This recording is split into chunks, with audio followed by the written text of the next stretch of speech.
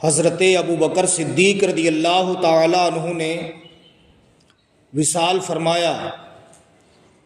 آپ کے وصال فرمانے کے بعد حضرت عمر بن خطاب رضی اللہ تعالی عنہ خلیفہ بنے۔ ایک دن گھوڑے پر سوار ہو کر کے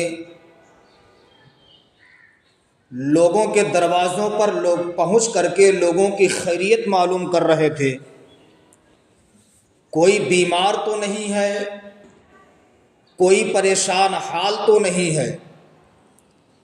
کیا دیکھتے ہیں کہ ایک جگہ پر چند بچے کھڑے باتیں کر رہے ہیں کہ فلاں محلے میں ایک شخص رہتا ہے جس نے کئی روز سے کچھ کھایا نہیں ہے۔ امیر المومنین سیدنا عمر بن خطاب رضی اللہ تعالی عنہ گھوڑے سے نیچے اترے۔ اترنے کے بعد ان بچوں کے پاس گئے۔ جانے کے بعد کہتے ہیں بتاؤ کون ایسا شخص ہے جس نے کئی روز سے کچھ کھایا پیا نہیں؟ بچوں نے کہا فلاں محلے میں ایک نابینا رہتا ہے۔ امیر المومنین سیدنا عمر بن خطاب رضی اللہ تعالی عنہ نے پتہ پوچھا، گھوڑے پر بیٹھے۔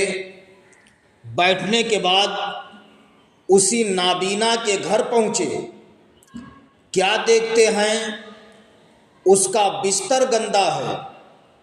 آپ نے اس کا بستر دھل دیا، لباس میلا، لباس دھل دیا، بھوکا کا کھانا کھلا دیا۔ کھانا کھلانے کے بعد امیر المومنین سیدنا عمر بن خطاب رضی اللہ تعالی عنہ جب چلنے لگے، اس نابینا نے ہاتھ پکڑا۔ پکڑنے کے بعد کہتا ہے یہ بتاؤ تمہارا نام کیا ہے؟ امیر المومنین سیدنا عمر بن خطاب نے کہا میرا نام عمر بن خطاب ہے۔ وہ نابینا کہتا ہے میں تم سے کچھ پوچھنا چاہتا ہوں۔ امیر المومنین عمر بن خطاب رضی اللہ تعالی عنہ نے ارشاد فرمایا پوچھو کیا پوچھنا چاہتے ہو؟ وہ نابینا کہتا عمر پوچھنا یہ چاہتا ہوں، ہر دوسرے دن ایک شخص میری خدمت کے لیے آیا کرتا تھا، مجھے کھانا کھلا کر کے جایا کرتا تھا۔ میرا بستر گندا ہوتا، بستر دھل دیتا، لباس گندا دیکھتا، لباس دھل دیتا۔ آج کئی دن ہو گئے ہیں وہ شخص میری خدمت کرنے نہیں آیا ہے۔ کیا تمہیں معلوم ہے اس شخص کا نام کیا ہے؟ کیا تم اس کا پتہ بتا سکتے ہو؟ اس نابینا نے امیر المومنین عمر بن خطاب سے اتنا کہا۔ حضرت عمر بن خطاب نے فرمایا اے شخص سن، مجھے یہ تو نہیں پتا وہ کون تھے، البتہ مجھے اتنا معلوم ہے کہ تجھ جیسے کمزوروں کی خدمت کرنا یہ ابو بکر صدیق کی عادت میں داخل تھا، اس لیے مجھے لگ رہا ہے تیری خدمت کرنے کے لیے ابو بکر صدیق ہی آیا کرتے ہوں گے۔ اتنا کہنا تھا۔ وہ نابینا کہتا ہے اے عمر تم نے سچ کہا ہے، اس لیے جب وہ ہمارے گھر پہ آیا کرتے تھے ان کے صداقت کی خوشبو ہمارے گھر پہ آ جایا کرتی تھی۔ اتنا کہا، کہنے کے بعد وہ نابینا کہتا ہے اے عمر سن لو، تم آج پہلی مرتبہ آئے ہو، میں نے تمہارا نام پوچھا، تمہارا پتہ پوچھا، تم نے اپنا نام بھی بتا دیا ہے، اپنا پتہ بھی بتا دیا ہے۔ اے عمر سن لو، وہ ابو بکر صدیق تھے کہ جنہوں نے 4.5 سال تک میری خدمت کی ہے، مجھے کھلایا ہے، میرا بستر دھلا ہے، میرا لباس دھلا ہے، 4.5 سال تک انہوں نے میری خدمت کی ہے۔ میں ان سے نام پوچھتا رہا، انہوں نے مجھے اپنا نام تک نہیں بتایا ہے۔ اے عمر تم پہلی مرتبہ آئے ہو، تم نے اپنا نام بھی بتا دیا ہے، اپنے گھر کا مجھے پتہ بھی بتا دیا ہے۔ اللہ اکبر!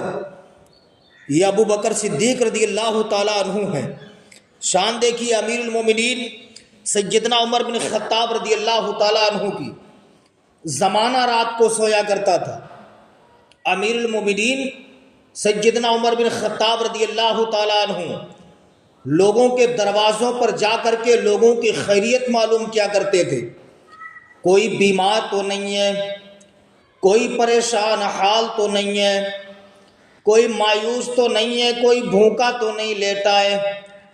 یہاں تک کہ امیر المومنین سیدنا عمر بن خطاب رضی اللہ تعالی عنہ لوگوں کے گھروں میں چولہے میں جھانک کر کے دیکھتے تھے کس کے گھر میں چولہا جلا ہے، کس کے گھر میں نہیں جلا ہے۔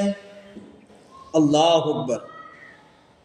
23 لاکھ مربع میل پر حکومت کی ہے، آدھی دنیا کے بادشاہ ہوئے امیر المومنین۔ حال ایسا تھا کہ اپنی پشت پر، اپنی پیٹھ پر اناج کا بورا لاد کر کے غریبوں کے گھر پہنچایا کرتے تھے۔ مدینے کے لوگ سوتے تھے، حضرت عمر بن خطاب جاگتے تھے، لوگوں کی خیریت معلوم کیا کرتے تھے۔ ایک مرتبہ امیر المومنین سیدنا عمر بن خطاب رضی اللہ تعالی عنہ لوگوں کی خیریت معلوم کرتے کرتے مدینہ شریف کے باہر نکل گئے۔ کیا دیکھتے ہیں کہ ایک نوجوان ہے جو راستے پر کھڑا زاروں قطار رو رہا ہے۔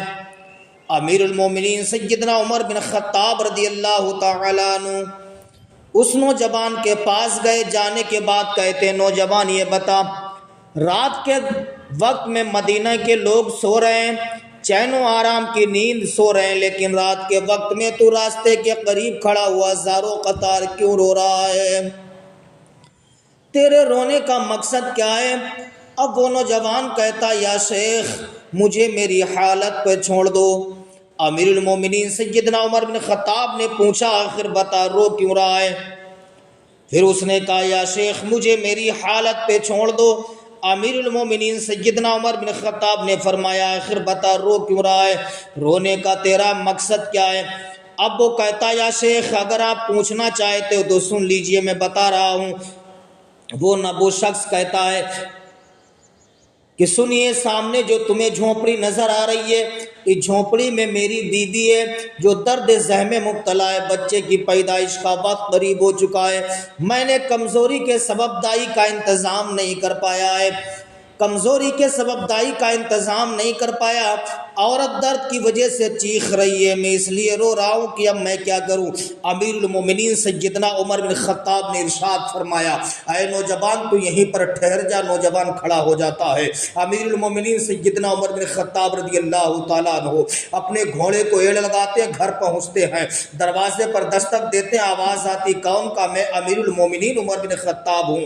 اپنی اہلیہ محترمہ کو گھوڑے پر بٹھایا، بٹھانے کے بعد لے کر کے جب چلنے لگتے ہیں، آپ کی اہلیہ محترمہ نے پوچھا اے امیر المومنین یہ تو بتاؤ تم رات کے وقت میں لے کے کہاں جا رہے ہو؟ امیر المومنین سیدنا عمر بن خطاب نے فرمایا اے میری بیوی سن لو، ابھی بتانے کا وقت نہیں ہے، واپس آ کے بتاؤں گا کہاں لے کے گیا تھا۔ اگر ہماری بیوی ہوتی تو فوراً کہہ دیتی رات کے وقت میں تمہیں جانا ہے تو جائیے، لیکن مجھے نہیں جانا ہے۔ لیکن امیر المومنین نے اپنی اہلیہ کو گھوڑے پر بٹھایا، لے کر کے چل دیتے ہیں، اسی جگہ پر پہنچتے ہیں جہاں پر وہ شخص کھڑا زاروں قطار رو رہا تھا۔ آپ نے اپنی بیوی کو گھوڑے سے نیچے اتارا، اتارنے کے بعد کہتے میری بیوی سن لے، سامنے جو تجھے جھونپڑی نظر آ رہی ہے، اس جھونپڑی میں اس شخص کی بیوی ہے جو درد ذہن میں مبتلا ہے، کمزوری کے سبب اس کے شوہر نے دائی کا انتظام نہیں کر پایا ہے، جاؤ تم دائی بننے کا حق ادا کر دو، پیارے مصطفیٰ راضی ہو جائیں گے، آقا مدینہ راضی ہو جائیں گے۔ اتنا کہا آپ کی اہلیہ محترمہ جھونپڑی میں جاتی ہیں، کیا دیکھتی ہیں؟ عورت درد ذہن میں مبتلا ہے، بچے کی پیدائش کا وقت قریب ہو چکا ہے۔ کچھ ہی دیر کے بعد امیر المومنین سیدنا عمر بن خطاب کی اہلیہ محترمہ وہ جھونپڑی سے باہر نکلتی ہے، ارشاد فرماتی ہیں اے میرے شوہر محترم سنیے، عورت کے گھر پہ لڑکے کا جنم ہوا ہے، لڑکے کی پیدائش ہوئی ہے، چلیے مجھے گھر پہ چھوڑ دیجیے۔ امیر المومنین عمر بن خطاب نے اپنی اہلیہ محترمہ کو اپنے گھوڑے پر بٹھایا، بٹھانے کے بعد لے کر کے چند قدم آگے بڑھے، آواز آتی ہے اے عمر سن لے، جا تو نے میری خلافت کا حق ادا کر دیا ہے، جا میں بھی تجھ سے راضی ہو گیا ہوں، میرا پروردگار بھی راضی ہو گیا ہے۔ سبحان اللہ، یہ سرکار کے نائبین ہیں، یہ سرکار کے نائبین ہیں جو غیروں کی اتنی مدد کرتے ہیں۔ لیکن آج ہمارے حالات کیا ہیں؟ اگر ہمارا کوئی پڑوسی بیمار ہو تو ہم اسے دیکھنے نہیں جاتے، اس کے گھر پہ کھانا بنا یا نہیں بنا ہمیں کچھ مطلب نہیں، ہم تو چین و آرام سے کھا کر کے چین کی نیند سونے لگتے ہیں۔ آقا کریم صلی اللہ علیہ وسلم کا فرمان سنیے، نبی فرماتے تم پر تمہارے پڑوسیوں کا بھی حق ہے، جب تم اپنے گھر پہ کھانا بنوایا کرو تو تھوڑا شوربہ بڑھوا لیا کرو، اس لیے تم پر تمہارے پڑوسیوں کا بھی حق ہے۔ لیکن آج حالات کیا ہے؟ آج بھائی بھائی کا دشمن ہے، بھائی بھائی کا دشمن ہے، پڑوسی پڑوسی کا دشمن نظر آ رہا ہے۔ اس لیے اسلامی بھائیوں، اچھے کام کرو، چند دن کی زندگی ہے، ایک نہ ایک دن قبر میں پہنچنا ہے، اندھیری کوٹری میں لیٹنا ہے۔ آقا کریم صلی اللہ علیہ وسلم کی محبت اپنے دل